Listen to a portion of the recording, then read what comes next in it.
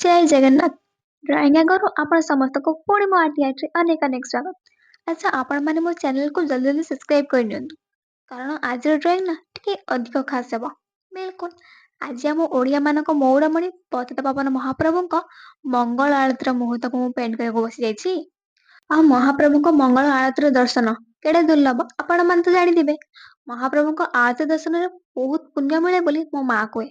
ମା ଆଉ ମୁଁ ପ୍ରତିଦିନ ଟିଭି ଆଗରେ ବସିଯାଉ ପତିତପାବନଙ୍କ ଆଳତୀ ଦର୍ଶନ କରିବୁ ବୋଲି। ହଁ ହଁ ଜୟ ଜଗନ୍ନାଥ ଟିଭିରେ। ଆଚ୍ଛା ଏଇ ଆଳତୀ ଦର୍ଶନରେ କେତେ ପୁଣ୍ୟ ମିଳୁଛି ତ କହିପାରିବିନି। ହେଲେ ପ୍ରତିଦିନ ଆଳତୀ ଦର୍ଶନ କରି ବହୁତ ଭଲ ଲାଗେ। ସବୁବେଳେ ମହାପ୍ରଭୁଙ୍କ ଆଳତୀ ଦର୍ଶନ କରି ମୋର ଭାରି ଇଚ୍ଛା ହେଲା ଏଇ ଆଳତୀର ମୁହୂର୍ତ୍ତକୁ ମୁଁ ରଙ୍ଗ ତୁଲିରେ ସଜେଇବି। ଆଉ ଦେଖ ଆଜି ମୌକା ମିଳିଗଲା। ଏମିତିରେ କାର୍ତ୍ତିକ ମାସ ଭଳି ଧର୍ମ ମାସ ଚାଲୁଛି। ପ୍ରଭୁ ଜଗନ୍ନାଥଙ୍କୁ ମୁଁ ରଙ୍ଗ ତୁଲିରେ ନ ସଜେଇଲେ କଣ ହବ? ଏବେ ପୁଣି କାର୍ତ୍ତିକ ମାସ ପାଇଁ ମହାପ୍ରଭୁଙ୍କର ଖାସ୍ ପୂଜା, ଖାସ୍ ବେଶ। ବେଶ ଭିତରୁ ରାୟ ଦାମୋଦର ବେଶ ବିଷୟରେ ମୁଁ ଜାଣିଛି। ଏଇ ବେଶର କାହାଣୀ ବିଷୟରେ ବି ମୁଁ ଶୁଣିଛି। ଆପଣମାନେ ବି ଶୁଣିଥିବେ ବୋଧହୁଏ। ପେଣ୍ଟିଂର କାମ ମୋର ଏବେ ସରି ସରି ଆସୁଛି।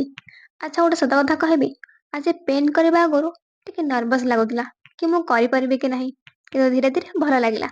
ଲାଗୁଛି ପତିତପାବନଙ୍କ ବ୍ଲେସିଂ ମୋ ପାଖରେ ଅଛି। ବାସ୍ ଏବେ ଏଇ ପେଣ୍ଟିଂ ମହାପ୍ରଭୁଙ୍କୁ ଭଲ ଲାଗିଯାଉ। ଏମିତିରେ ମୋ ମାଆକୁ ତ ପେଣ୍ଟିଂର ଫାଇନାଲ ଲୁକ୍ ବହୁତ ଭଲ ଲାଗିଲା। ଆପଣମାନେ ବି କମେଣ୍ଟ ବକ୍ସରେ କହିବେ ପେଣ୍ଟିଂର ଫାଇନାଲ ଲୁକ୍ ଆପଣଙ୍କୁ କେମିତି ଲାଗିଲା। Okay bye bye.